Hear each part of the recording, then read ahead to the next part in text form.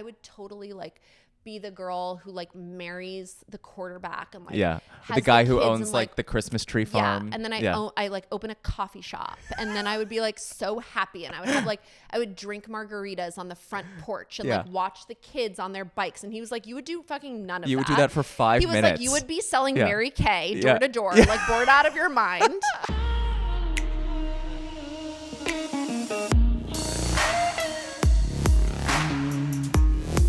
I've got to tell you something.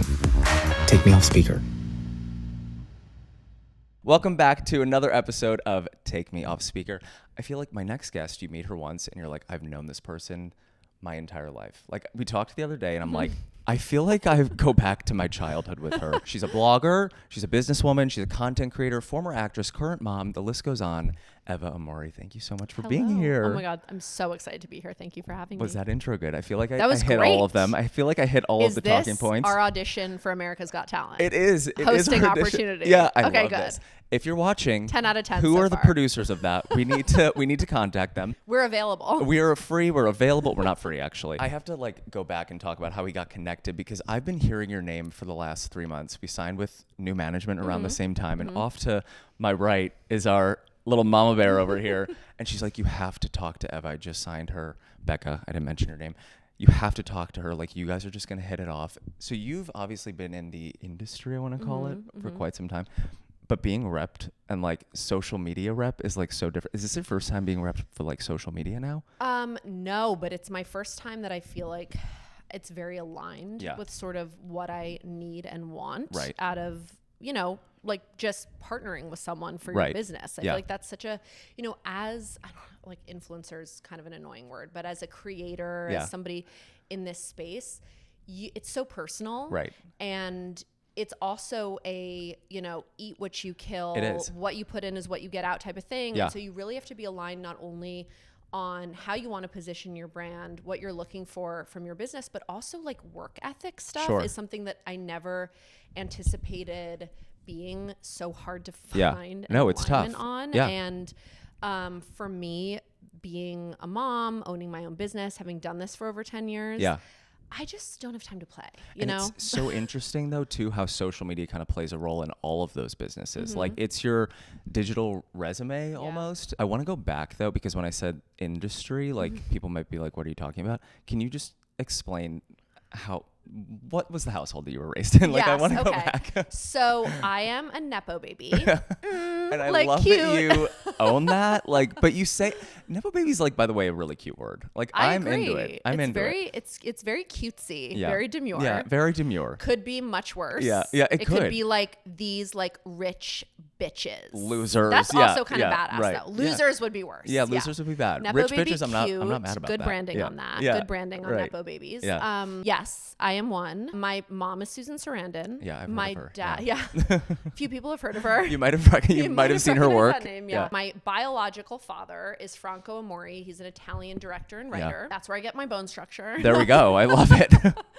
my second language. I was going to ask. And who gave you your beautiful skin, by the way? Oh, thank you. That is, my mom has actually great skin. Yeah. She's aging very, you know, Miss SS is turning 80 this year. No, she's gorgeous. Okay? So she's like killing it. Yeah. And then I was raised with my mom, my stepdad, Tim Robbins, another actor you might have heard of. Yeah, I've heard of him. Yeah. I'm from Ohio, so we have to talk about Shawshank at some point. We'll get to that. Yeah. But so that's the household I grew up in. I am the eldest daughter. So. And you have 7 siblings? Yes, There's 7 I'm of the you. oldest of 7 from my amazing. 2 different like families. Yeah. So my mom has 2 sons besides me, and then my father has many kids, 3 girls and a boy besides me. I'm, have relationships with all of them, which has been great. That's so special. Mega blended family. Yeah. That's mega, not MAGA, by the way.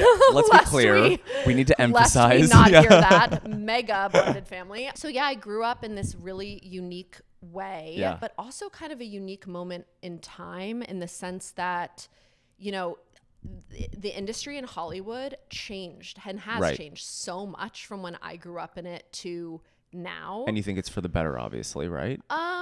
Or are there things where you're like, I hate this still, or this has gotten worse? I think that, I'll answer that question in 2 parts. I feel like the entertainment industry, to be clear about what industry we're talking about.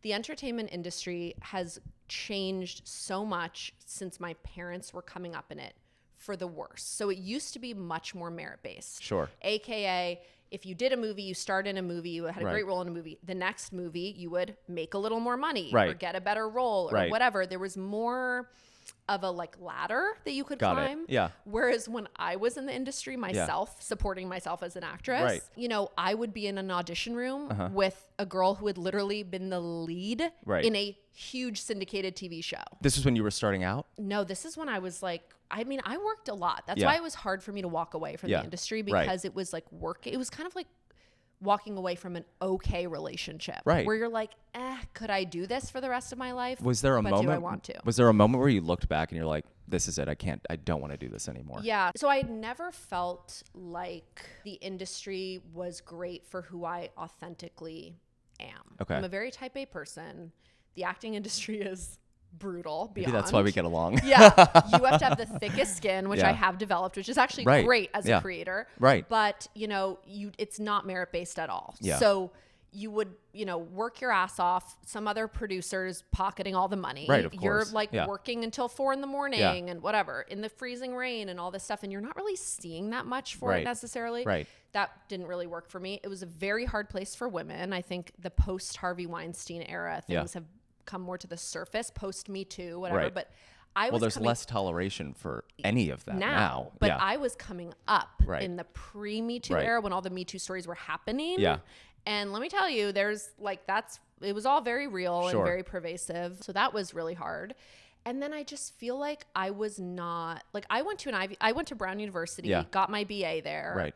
I have a lot of things going on in my little noggin sometimes, and that I didn't get to like utilize those things that much. And also, people are fucking assholes. They are. A lot of the people that I worked with, like I can maybe name out of all of the body of work I have, maybe 3 or 4 projects where they were actually great experiences. Yeah.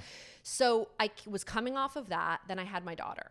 Got it. And I was like, you know, I feel kind of weird about how I have this little girl now. Right. She was a baby, but I was like, I have this little girl now, and I'm going to tell her her whole life, you know, do something that fulfills you and that you feel good about, makes you feel good about yourself. And here I am literally miserable. How do you put that onto someone else if you can't do that yourself? Yeah. How do you I mean, if I've learned anything in this life, it's like talk is cheap. It's about what you do. The actions. 100%. And then there's one story in particular that we touched on briefly in our pre-interview. Yeah, we're very official here. And I know it's like going on the Tonight Show, which by the way was supposed to be 30 minutes, and it lasted like over an hour. Could have. I was like, this could be 4 years long. Yeah, we should just go on vacation together. I'm down. Anyway, name a time and a place. I had this actually like epiphany, which I will never forget it, as you don't with epiphanies. And I was in my like little house in LA. I was holding my daughter. She was like maybe 4 or 5 months old. And my mom was over, and she had just been to a screening of some movie that she had done. I like can't even remember which one it was. And we were talking as I was making dinner for us. And she was feeling so defeated, upset, like looked over, disrespected by like choices that the director and the studio had made about her role. They had like cut certain stuff out that they had promised they would. Just basically, she was like distraught. Right. She was crying. And this is Susan. I'm gonna put a fucking Sarandon in that name. Feeling that way, like. How is that possible? Well, so exactly. Yeah. And, you know, this had kind of built on, you know, watching my parents go through very real emotions that any artist goes through throughout their careers of like feeling passed over for stuff or frustrated with how things turned out or disappointed or angry, whatever. And here she was like in my kitchen crying at my kitchen table about now. This is like an Oscar winning. Right. Celebrated. She has a few accolades. Yeah. Even if you don't have accolades. Right. Regardless, because, you know, awards sometimes can be bullshit. It's like, regardless of awards, she has respect, an amazing body of work, talent, an amazing beyond. And she's not even fulfilled. Right. How am I gonna feel? The fuck? Yeah. Am I ever gonna feel good in this? And then it probably amplifies that when you're looking at your child and you're like, how am I gonna provide this life for my child if I can't feel fulfilled in my own life. Like it's a full circle, like exactly rabbit hamster wheel, hamster wheel of just and like I had bullshit. This epiphany where I was like, I don't think I have a chance with this. And it really brought everything into such sharp focus where I thought like, I think that I need to pivot here. Right. And that's really scary because I was working consistently. Right. I wasn't like a huge movie star, TV star, sure. But you were in a lot of work. I was working a lot. I have a few I've seen. Yeah. We'll talk about that. And it was going really fine. Yeah. And I, was lucky at the time. Now my ex-husband, my husband at the time, was working. He had a really good job. Yeah. And he said, listen, like if you want to sort out what your next steps are and just step away from this. Right. I got you. He's like, we can do this for like a year without you bringing in any money. Yeah. Right. So let's just kind of see if this is something that you want to pursue. And that's how I kind of started my blog was I literally had to write a list of things I liked again. That's like how. But it's like starting back from square one. Like, okay, how do I start at this point in my life back from square one? What is it that really brings me that joy? But it's kind of amazing how one thing ending will open up a million different doors. And not an ending, you could always go back to it, but one chapter ending, I guess, will open up doors that you didn't even know you wanted opened. Exactly. And I think the reason it does that is because it makes you think about everything again and kind of re-examine where you are in that moment and what you actually do enjoy and what you're good at. Right. So now if one of your kids came to you and they're like, I want to be an actor, would you be ready, willing, and able to fully support that? Or would you be like, let's talk about the pluses and minuses of being in this industry? I talked to them a lot already about that. I'm sure. I think that for me, I get asked this a lot by parents whose kids are interested in the industry. And what I tell them, which is not always taken with pleasure, is that if there's literally anything else that your kid thinks they want to do, do that. Got it.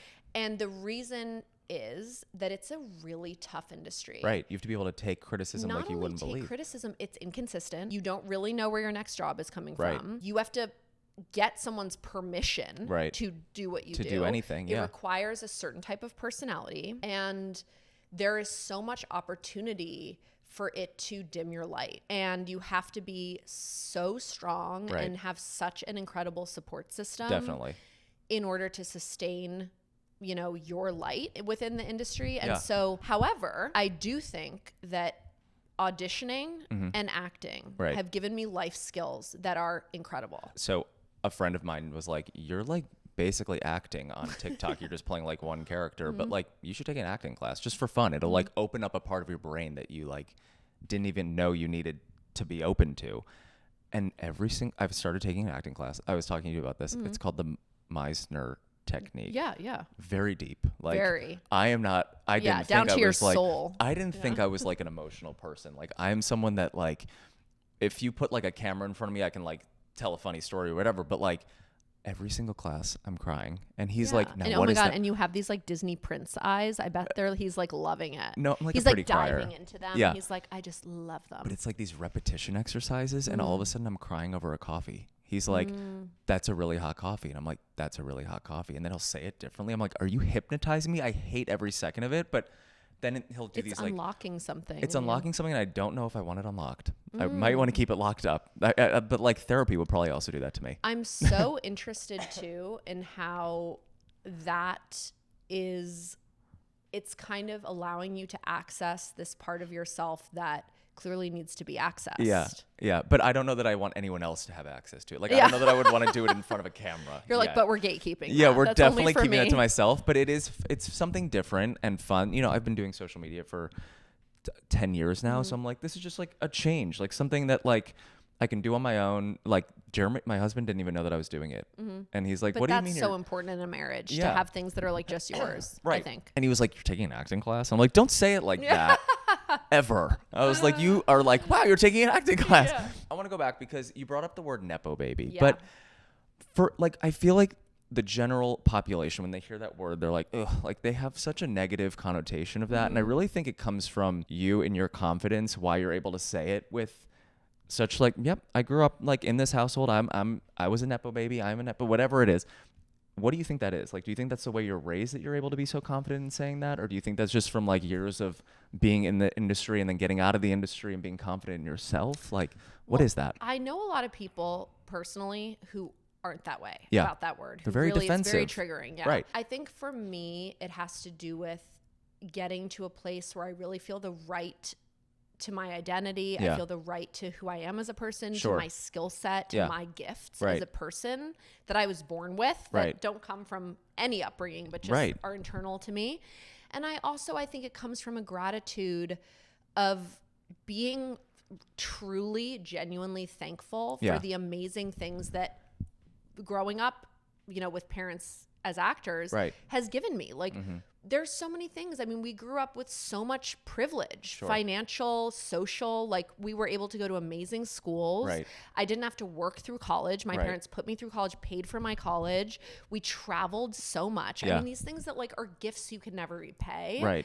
That like really made me who I am. And now having my own company, I mean, I think probably I would have been more triggered when I was acting, because so many people would link us together. But I think also like there's part of that that's real. I mean, you do get a leg up in a lot of ways. Well, I think and that's like, okay. There's nothing wrong with that. And that's not only for, you know, for you. I think anyone who has like a parent who's maybe like an executive at a company, like there is privilege and it does exist. And the way that people just are so defensive or triggered. So what I always ask to people in that, I always say, wouldn't you find it more annoying if people had all of the access and didn't use it? Well, you're damned if you do and you're damned if you don't. If you just like sat at home and you're like, whatever, I'm just going to coast, people wouldn't like that either. So where's the win? I always say like, you're never going to change people. If people don't want to have their opinions changed about you, you're never going to change them. No matter what you say, no matter what you do, you're never going to change people's opinions. So as long as you can go to bed at the end of the night, lay your head on your pillow and be like, I'm great with my life. I love my life. I'm doing what I want to do. I'm living my dreams. Or even if you're not living your dreams, you're just happy with where your life is currently. I think that that's so much more important than trying to change the public perspective, because people are never going to. Yeah. And you know, every stereotype exists for a reason. It's not like that doesn't exist. There are really, you know, ungrateful, obnoxious, definitely spoiled children of celebrities. That's also a thing. But you seem like you were raised, like I feel like your mom would like be on set and then come home and make you dinner. Like, is that just how you were raised? Well, like, my mom doesn't cook. Although she'll tell you she does. Okay. But no, try to make you dinner. Yes, but not that specifically. But or like sending you off to school in the morning. So my mom was very, you know, my mom has always had a value system that is about giving back. Showing up. You know, we grew up giving back so much in my family. Like we would, you know, my mom grew up, we would, you know, serve at soup kitchens. She still does that, doesn't she? She does it every Sunday. Yeah. It's not performative for her. It's not just she's not posting about it or talking about it. Or also because now it's very, or in the last maybe 5-6 years, it's gotten more like hip. But that's really how she's always lived her life. And that's how we grew up. And so she has always been very grounded in that sense, and spending time with us has always been something that she's prioritized. Like I remember times where she would shoot until like 4 a.m. these crazy night shoots, get up, and it would be like Easter weekend. She'd be like making the Easter baskets. I mean, you know, I mean, we did have help, obviously. She was at set. We had like live-in nannies, but it's not like she wasn't present. She was there for those moments. And I think for me, it really showed me and taught me just by watching her that it is okay to want something beyond just your role as a mom. Like it's totally fine to also want a career, and that you can have both. And you're doing all of that, by the way. I'm doing all of that. Like you are doing all of it. When I say like she wears 17 different hats, like it is actually wild. I go to bed at night. I don't have kids. I have a husband, but he's basically babysitting me half the time. And I'm exhausted. Like, I don't know how you do it. Is there a way that you like, how do you like keep everything prioritized aside from having a great manager? Like, how do you keep it all in check? So my husband is like, sometimes when things are particularly crazy, he'll come up to me and he'll be like, it's okay. You can tell me you're an alien. You don't have to tell me where you come from. But like, just how do you do this? Your secret's safe with me. I won't tell anyone. I don't know. I just have I'm very comfortable with having a lot of tabs open at any given time. And also the truth is, balance doesn't exist. It's a juggle. Right. And sometimes the balls are plastic juggle. and sometimes they're glass. Yeah. And it's about knowing which ones are plastic, which ones are glass. I need to write those this down. priorities. I need to write this down. Yeah, you know, we're just dropping some truths here. Priorities do shift and change in different phases of life. Sure. And I'm good about identifying. And by the way, it's not like I have a perfect track record. I definitely have had phases of life where I'm like, fuck, like I should have shifted my priorities a little bit, or like, you know, things will happen with my kids but ultimately they are the priority. Of course. Like everything else, well, kind of not, of course. Like people sort of say that. Yeah. But sometimes the priority, like when your kids need you the most, right, it's not always obvious. Okay. So that has been my biggest lesson. Like I also have like a bunch of 3 kids. It's not like I have like a kid, you know? Like a soccer team. So yeah, small soccer team. It's really small, little trio. Yeah. I feel like I am getting better at identifying their 3 very different cues about like when they need me the most and just need me to show up. What are the age differences? So my eldest, who's a girl, is 11, turning 12 this summer. Then I have a 9-year-old boy. Yeah. And they're like best friends. I love that. I mean, they're obsessed with each other. Like he's very mature for his age. She's kind of like young for her age. Yeah. And it's almost like we've always had to treat them like twins in a way. And then I have like a crazy 5-year-old who is like my COVID baby. The youngest. He's the one who I was pregnant with when I got divorced. What a segue. Yeah, we're gonna segue to that. And so he is like my little footnote baby. Yeah. And he's also like the main character of the family. Got it. So thank God. Yeah. Thank God we went for one more because life would be really boring without him. Yeah. Wait, so, okay, you brought it up. I want to talk about it. I think that it's something that is kind of amazing that you've been so open and honest about. You were how many months pregnant when you... So I was 3 months pregnant when we separated. Okay. And then I was 7 months pregnant when we finalized our divorce. Or maybe, no, I was 8 months pregnant when we finalized our divorce because we finalized it almost exactly 6 years ago, and I gave birth in March. And I think that would probably raise eyebrows if you told a total stranger that. But for me, I didn't just tell a total stranger. I told the entire internet. And they were like, wait, what? Aren't you pregnant? Yeah, everyone was like, you're a slut. Of course, that's like the go-to for every woman, by the way. It's like, of course, slut is like the first word that gets thrown out. But I think that it is so much better doing what you did and raising it with parents who can lovingly co-parent versus forcing that relationship and raising them in a household where the parents don't even like enjoy each other's company. Because if you're at the point where you are considering divorce, like you've tried everything, I'm assuming you go to therapy, you've done all of the steps. Well, we did for sure. I don't think, I don't know. I don't like to generalize because obviously people do all different things, but we had been like actively working on our relationship for over 2 years. Right. So, and we had been together 10 years when we separated, but for us, like I was very lucky and still am lucky to have a ex-husband, but co-parent who really prioritizes like the kids and their ultimate well-being, which for us, you know, in a lot of ways, my pregnancy was the catalyst for showing us that this just was not working. This isn't going to work. Forward. Yeah. And it was very important to us. Like everyone was like, just have the baby, like then decide. I'm like, no, that doesn't seem like a great option. We wanted to have turned the page to something fresh when he was born, which we did. And for us, it almost in a way, and I've written a lot about this on my blog. I write like extensively about co-parenting and divorce because nobody talks about it. Well, I think it's something that people don't hear enough about. No, and I felt very alone when I was going through it. And that's a huge, like I feel such a draw towards making other people in that position feel less alone through some like what I'm willing to share. But yeah, we were sort of just in this place where it was clear that things were not going to get to where they needed to get to. Yeah.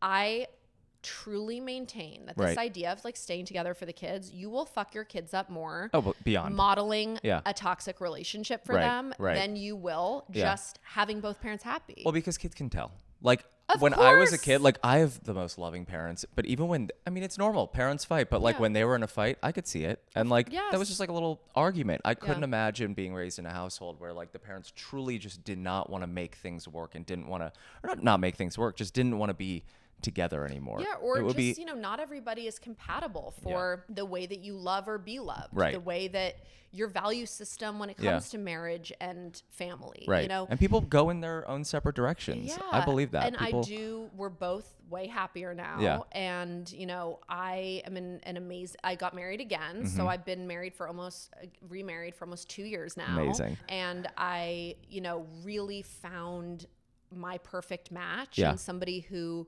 loves me the way that I want and deserve to be loved, and who models that for my kids and has the same idea of family life and marriage as kind of I was looking for. So I'm super grateful. Like, I'm grateful that I found him. And also having that person helps in all aspects of your life, not just like raising kids or having family, but in business too. I'm sure like him having support in other areas of your life allows you to focus more on your business and growing your business. Well, I think it just allows me to be my most authentic, like chill. I always say the biggest flex in life is having a calm nervous system. Right. Like, I don't care how fucking rich you are, what you've accomplished in life. The actual flex of life is a calm nervous system. If you have that, you've won. Yeah.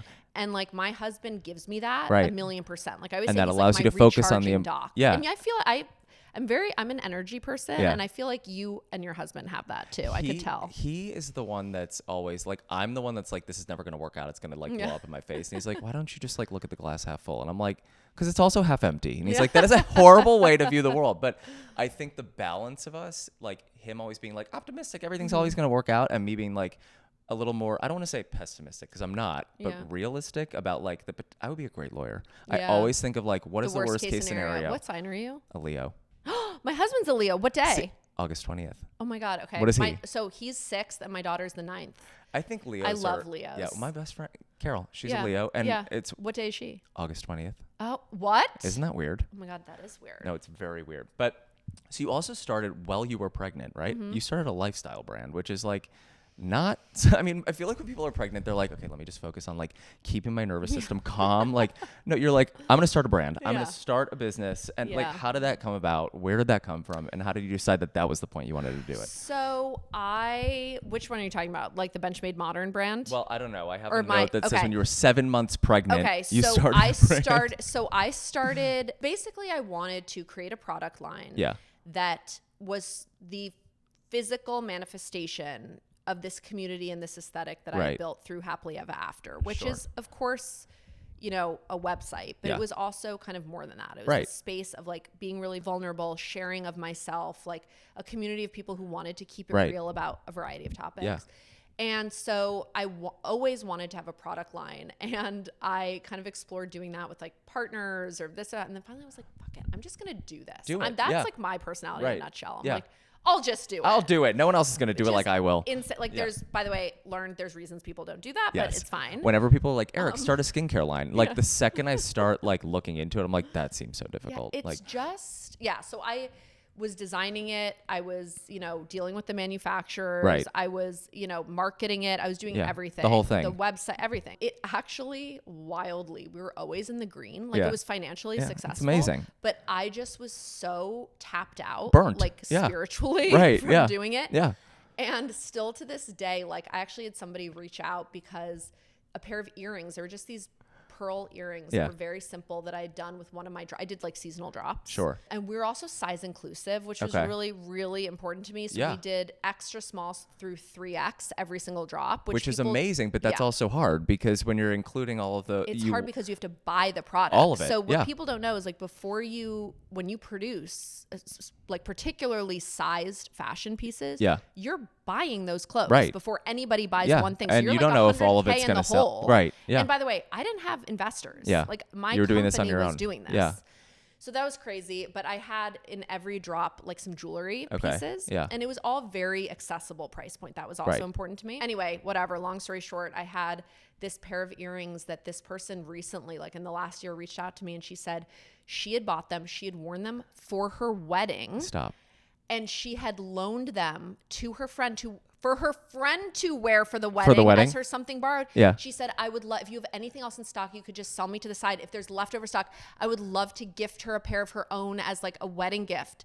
I like literally sat there and sobbed. That is amazing. Like, what are you talking about? So for me being a part, and I didn't, I wish I would have given her my own pair, but I had already given them. I know, I'm like, here, I'll send these to you for free.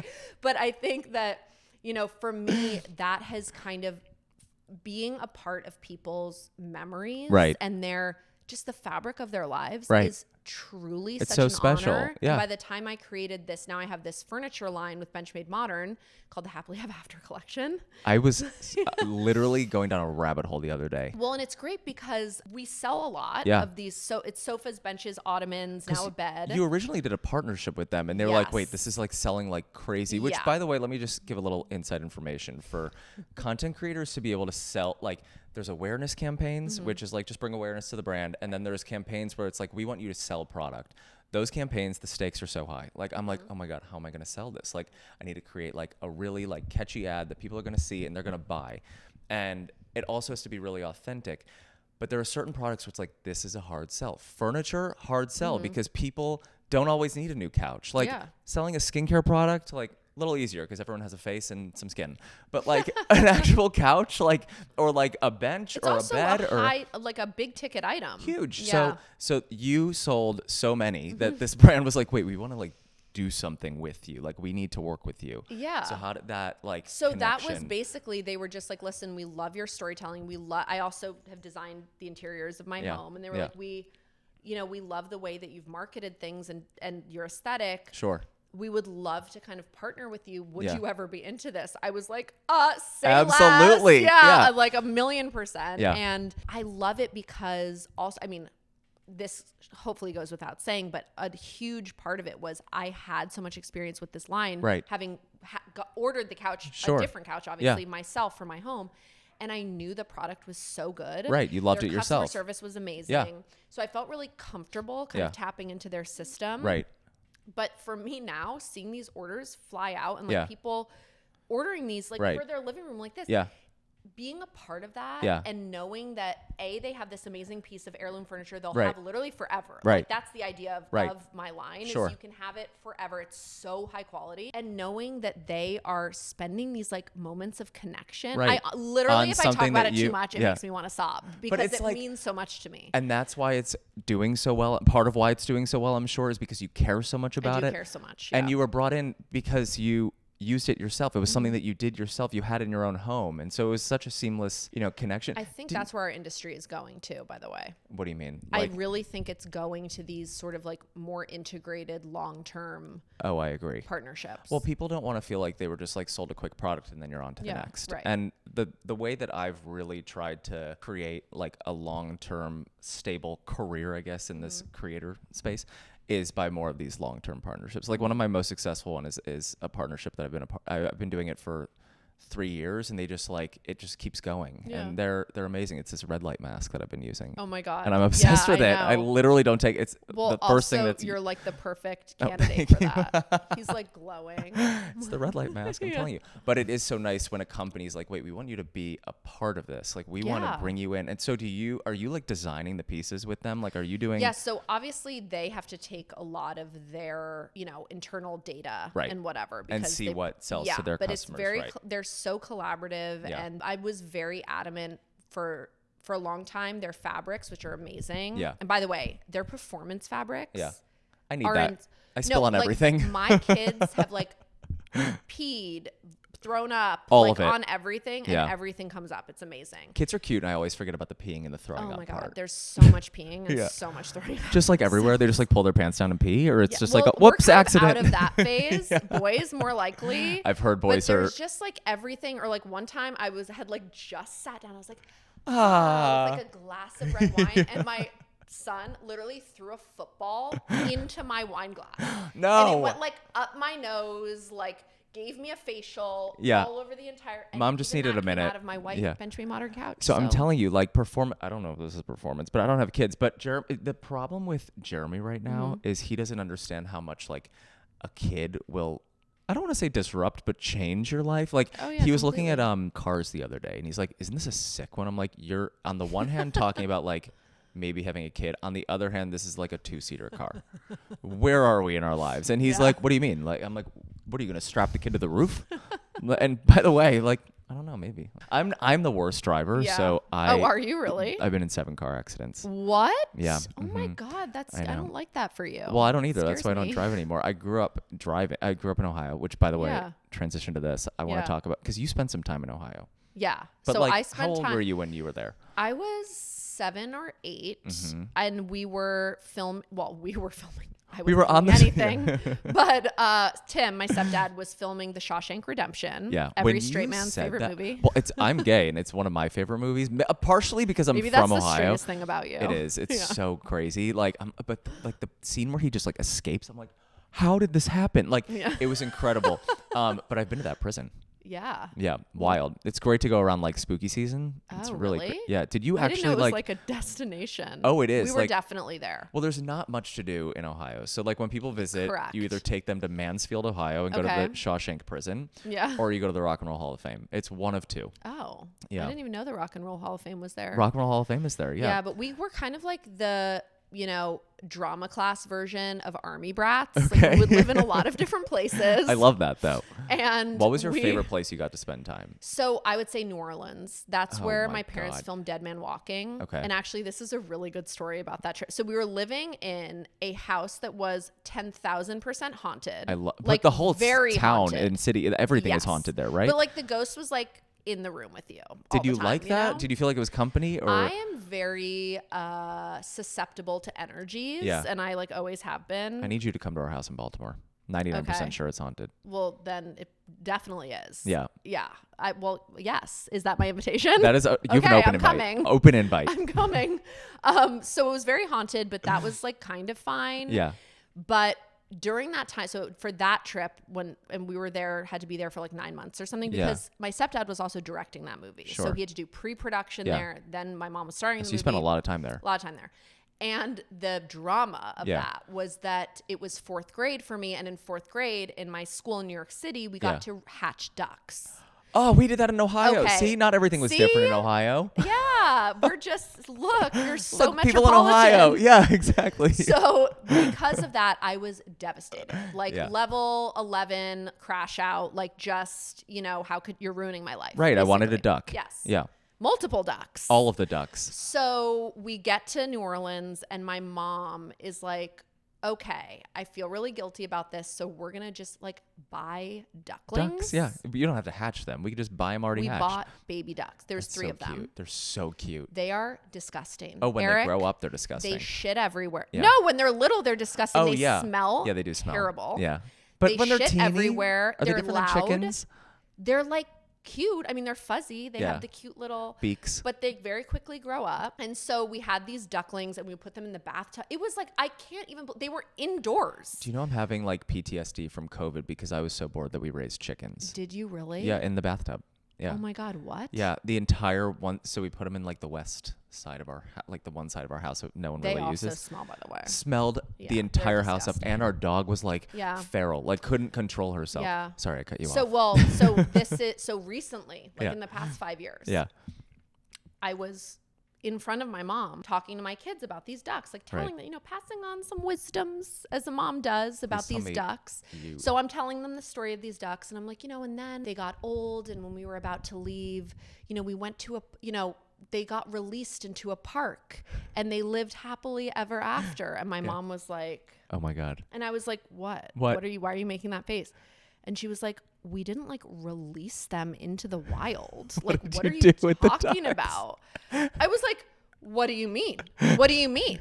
She was like, yeah, babe, we just like left Let them out. Just and I was like, what? Yeah, my whole childhood. She was like, yeah. And like when you thought the dog went to the farm, she was like, everything started coming out. Yeah. And I thought I was like a very sophisticated mom of you were onto everything. Like, No. I was like, oh my God, this is wild. Like she was like, yeah, like you're a moron. Yeah, but some of those things you just want to be lied to for your whole life. And then all of a sudden, like in one moment, your entire childhood, you're like, wait, let me think back to that. That's crazy. So that's probably better than living in Ohio, in Mansfield, Ohio, I would assume, is raising ducks. But I romanticize small town life big time. It's actually like a little bit my toxic trait. I'm like obsessed with it. Really? So every time even if we're passing through a small town on a road trip, I'll be like out the window, I'll be like, to my husband, I'll be like, babe, oh my God, can you imagine if we lived here? He's like, you would hate it. I grew up in like a Hallmark movie. Like they literally have filmed opening scenes. See, I love that. And I love the idea. I was like, I would totally like be the girl who like marries the quarterback and like the guy who owns like the Christmas tree farm. And then I like open a coffee shop, and then I would be like so happy, and I would have like I would drink margaritas on the front porch and like watch the kids on their bikes. And he was like, you would do fucking none of that. You would do that for 5 minutes. He was like, you would be selling Mary Kay door to door, like bored out of your mind. You would 100% That's the businesswoman. That's the business in her. He's like, you're insane. You're delusional. You would hate it. And I'm like, no. So the smallest town. So I'm obsessed. Do you know Fire Island? Yeah. Okay. I'm obsessed with Fire Island. Yeah. I've actually never been to Fire Island. What? I know. Isn't that crazy? I know. And I always watch like the ferry coming in. I think we need to shoot a reality show mini-series of us going to Fire Island. Oh, I'm so into that. Becca. Hello. Okay. Anyway, what I love about Fire Island. So Fire Island is like a sort of boomerang back into time because there's no cars. Nothing's changed. Yeah. Nothing has changed. And it's such a small town. And every time we're there, I'm like looking at real estate. Yeah. I'm obsessed. Isn't it crazy when you go down those rabbit holes when you visit a place? God. Yeah. No, and I'll go out. So I'll go to the bars and I'll like, I love talking to strangers. Yeah. That's like one of my favorite things. So I'll go sit at like the bar and I'll like turn to like, like a retired cop who's like sitting on his little bar stool, and we'll be talking like within 10 minutes he's telling me like his biggest like takes on like these crazy like plans that he's foiled as a cop and like all this stuff, and I'm like like totally, and then he's like telling me about his wife and like walking me around the neighborhood, and I'm like this is meant for me, you know? But I think I just have this like sick obsession with small town life because of growing up in a city. And I like think that it's the best. But then when I meet people from small towns, you don't want to. No. Listen, like the childhood aspect and having like a yard to run around and like a bubble that I grew up in, like a real bubble, was like so nice. But I just want to like raise my kid, and like I had the best childhood, but I want to raise my kids to see like everything. Like when I remember my sister, when she would like go downtown, she was like scared. Like she was like, I don't know, like this is a lot. And I'm like, this is not normal. Like we need to be able to be around people that are not like us. And I think like being in proximity to a big city is really important. So my parents like made an effort to take us downtown, and like even if you can't get out, like museums and like just making sure like your kids are cultured. So there are like ways to like get out of Ohio while there's still an awareness. being That's very important. Definitely. And also, so being one of 7, I want to talk about your brother, because he has one of your brothers. How many brothers do you have? I have 3 brothers and 3 sisters. Okay, well your one brother is, and I'm a big fan of the show Pen 15. Yeah. And he is now creating a show, leaning into the idea of being a nepo-baby, basically. Creating a show around that, and it's the same creators as Pen 15. And did you say Hulu picked it up? Yeah, so it's so Hulu has not decided if they're going to pick it up to pilot yet. Okay. Obviously they need to. Yeah, what are you doing, Hulu? Right in. Yeah. What are you doing? Yeah. But yeah, so Jack is his name. Yeah.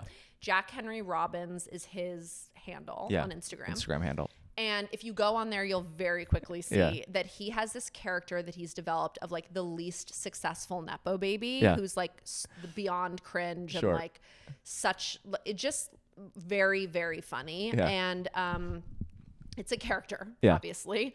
Although there are aspects of him in this. It's scary that you have to like preface it with like, this is a character. Well, a lot of people think it's real. Of course. Like it's actually, and he plays into that a lot, which is really funny. Well, build your audience. Yeah, exactly. So he developed this character, and it's so funny. And then he gets a lot of like nepo babies to come on and like, collab with him. Wait, what other nepo babies has he had on there? Like Francesca. Yeah, so Francesca Scorsese just came on recently, but he had Ewan McGregor's daughter, Clara McGregor. Yeah. She's done it. You should start a club. There are so many nepo babies that would. And ones that you wouldn't even know. Right. But so he then sold this concept of a show idea to Hulu, and then he partnered with the creator of Pen 15 on it. Amazing. So I've read the script. It's amazing. It's hilarious. Right. It does involve the family also.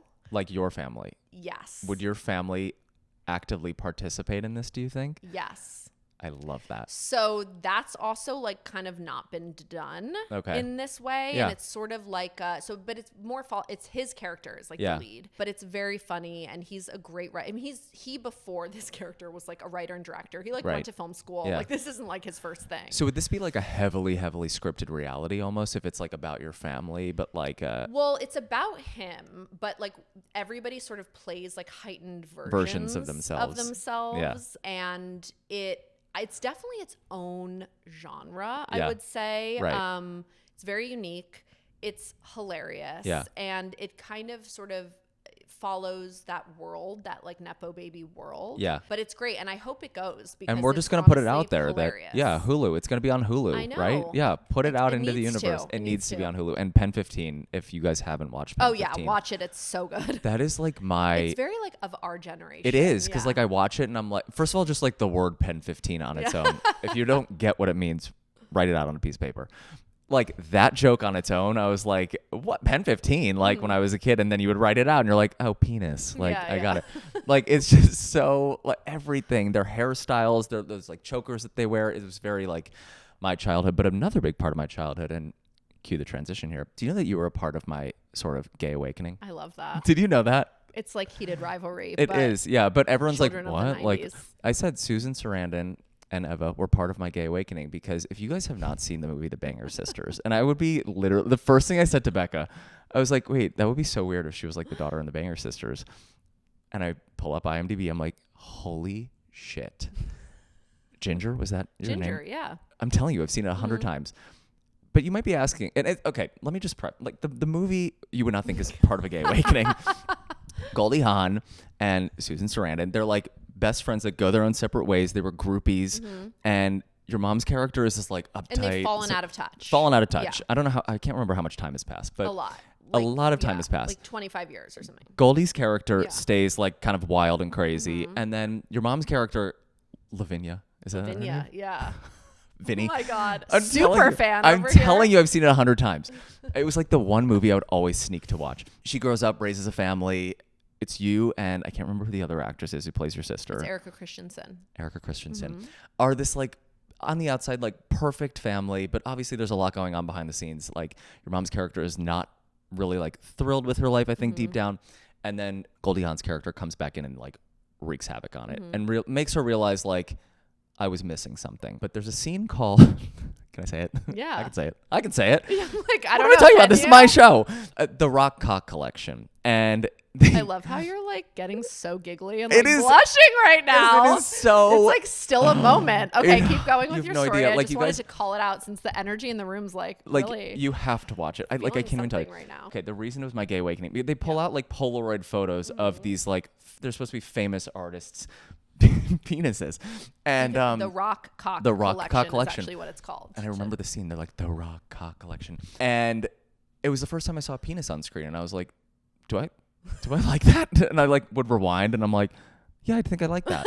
And it was like the first time. I think I was maybe in like 6th or 7th grade. God bless a VHS. Yeah, I mean, I think I can watch it on like Netflix now. I'm gonna watch it tonight. But yeah, gay awakening. I was like, I think I like it. Literally realizing in this moment. What?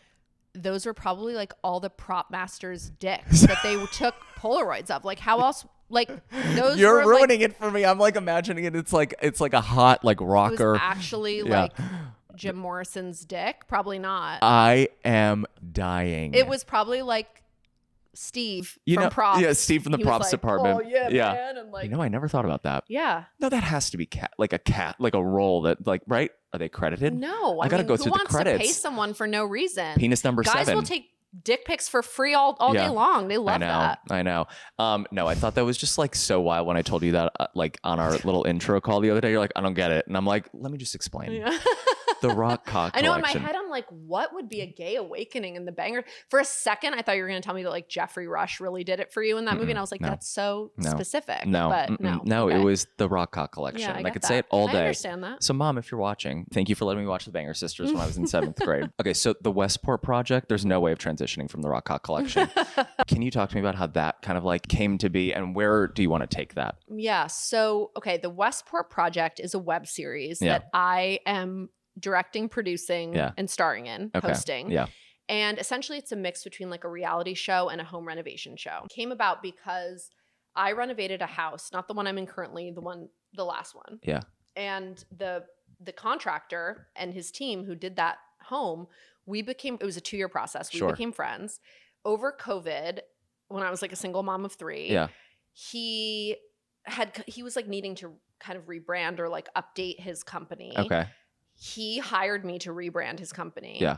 And through that process, we actually realized how much of his business was from marketing that I had done for him. Yeah. You're like here's the difference. I think there's influencer and then I think there's influential, and it's very clear that you have like actual influence in these. No, I'm not just saying that because there are people who have a following and they can't sell or do it, like convince anyone online to do anything or take action even. And it's very clear that the things that you talk about drive results, which is incredible. Well, I also just only care to share about things that are significant that to you me. love. Do you know what I mean? Yeah. And so in this process with him, he was like, oh my God, he goes, we should figure out some way to do something together. Yeah. And he kind of had this idea of partnering in some way where I would market a home that he would build. Sure. And that was like over 2 years ago. Yeah. And like stuff would come up and I would go to see it with him. But then he found this property that was on the beach in Westport. So Westport, where I live, Westport, Connecticut, is a beach town. Yeah. It's the best little town. It's like kind of the best of both worlds. It's very artistic. It's really cool. We have like a Chanel on our main street. It's like it's not provincial. Hello. But it's also feels like really, it's like wholesome. Yeah. It's really progressive. Sure. It just feels like a cool place. And our beach communities like are number one. Have you ever been to Westport? No, but I've been to come out. It's a town. I have friends who live in like Greenwich and that's like, very different. Yeah. Okay. So Westport has this amazing beach community. Yeah. So anyway, this property was in the beach community and we were like, slam dunk 1,000,000%. Sure. The house was hideous. Of course, we had to knock it down. But he was very interested in building a smart home. Okay. Oh, cool. That was both like wellness focused and also obviously like updated and smart in all the ways that we need, our homes to be now. It's like, why just build a house that just is 4 walls? You want we have so much more technology. Right. You want the house to do the work for you. It needs to be doing more for you. So I was like, okay, if I'm marketing this, I think it would be really cool to do a show. Like I just was drawn to the idea of like showing more behind the scenes than like an HGTV, which is just the before and after. HGTV does not do a great job of like showing the intricacies that go into or the people who there are real people and real stories behind these processes that are happening to raise these 4 walls. Yeah. So I felt very drawn to that and decided just to do it as I just decide. Do it myself. Yeah. And so now we're coming up on our 14th episode. We've been doing this for a year. That is amazing. The house now is like drywalled and everything. The roofs are obviously on. It's going to be going on market soon. And we've been documenting the whole process and it's very palatable. It's like 12 to 13-minute episodes. Right. Are you going to document the sales process also? You want to do it until it closes or where do you want to end it? So I think we're going to end it with just finished like sort of all the choices. Like the last episode will be an interiors episode. Sure. All the stone and the, all the design. That's all the stuff elements. I like. Yeah. It's like really. I'm so bad with like design up until it's like the design that you can like see and touch. Like if it's like, I don't know, we were talking about like raising the ceiling up there. I'm like, I don't know, raise it. I don't know what's above there. He's like, well, there could be steel beams. And I'm like, I don't even know what that means. Like, just raise it. I don't know what that means. Like, how am I supposed to know there's a steel beam up there? You're like a visual guy. I love the visuals. Yeah. I like picking out the stone. I understand that. The fun stuff. Yeah. So it's been great. I've bitten off way more than I can chew. But that's the best type of like. Well, I've learned a ton. Yeah. I think from now, like what it really taught me is it taught me that I want to get back into video media. Yeah. Like that has been obviously how I started. Sure. It's been something that I've wanted to integrate back into my like brand for so long, but I haven't really known how I want to do that. I want to do it in a meaningful way. Sure. This has shown me that I love, like, my favorite parts of the show have been hosting, talking to people about their passions, like learning what makes people tick, interacting with people. That connection aspect is really what I love. And that's what I want to continue doing. So it's been very educational. It's also taught me that I can like manage a lot of things at once. Well, I mean, redesigning a house and also shooting a show around it is so I'm actually not designing it. He has a great design team. I'm creative directing all of it. So I'm kind of how somebody's going to live in the house and like kind of how we're marketing it. It is my But still, even that is like. No, it is. And I've also been able to deliver these sort of kernels to them. You know, when you build a house for an unknown consumer, you don't go in with a ton of data. And what I have is 10 plus years of data. Of the data. So I go in being like, listen, this is what's happening. This is what people are buying. Like, that's all. I mean, you too. That's all we do all day. Like we're salespeople. And also like just from working in real estate, like I see it every day. Like I walk into some of these apartments and I'm like, no one wants to see like this, and this in your apartment. And you might think it's great, but I think the worst investment is when people buy a place and then design it for exactly like only their lives and don't think about like, okay, 10 years, 5 years, whatever it is down the road when I go to sell this, how is everyone else who walks in here, how are they going to see that? It's the same thing when I like walk into a showing and there are like 8,000 family photos sitting out. I'm like, how are you supposed to imagine yourself living here if I have your entire Christmas album from the last 30 years sitting on a desk? Like, no, but that's amazing. So my last question is, what is next for you? Where do you want to grow this whole thing to? I mean, you have like so many different businesses going on. I do. I think for me, I've had to think a lot. I turned 40 last year. I know you thought I was just a young 25-year-old girl, 25. But she identifies as 25. I do. Yeah. But I have kind of entered this next phase of my life. And the only reason I say that is because I want my biggest draw right now is authenticity and really putting energy into like a life I actually want to be living every day and not overextending my energy. And so being more particular about where I invest my energy. And so I've had to really go back to what makes me tick. What do I love about this career that I've made the last 10 years? And for me, that's really about connection. And a lot of it is about moving the needle in a significant way for people. And I think that's, you know, I've always written these more long form, more vulnerable pieces. It's always been about creating a community so that people feel a little bit less alone in whatever that is. If that's about like divorce, if that's about relationships, if that's about like the lesser talked about aspects of parenting, if that's whatever that is, I want to share my experience so people feel a little bit less alone. And so I think I want to kind of mix those two things and do some kind of like video media experience. Amazing. Specifics TBD. Love it. But that are kind of bringing these areas of expertise of mine all together and creating something that I can be really proud of to be involved with, you know, that's like not just the same old that I've been doing for 10 years, but something really new. So I'm hoping to be doing that really soon. Incredible. And I think that it's going to be really fun. I think it's going to be really fun. And I can just say, now I know why Becca is obsessed with you, because you come with vision and I'm like, I don't know, Becca, help me. I mean, it's actually amazing. And you just have like such an incredible story. And I just love everything about you. And thank you so much for being here. Oh my God, I love it. I just want to kiki with you all day. We can do this for hours. Thanks, guys. See you next week.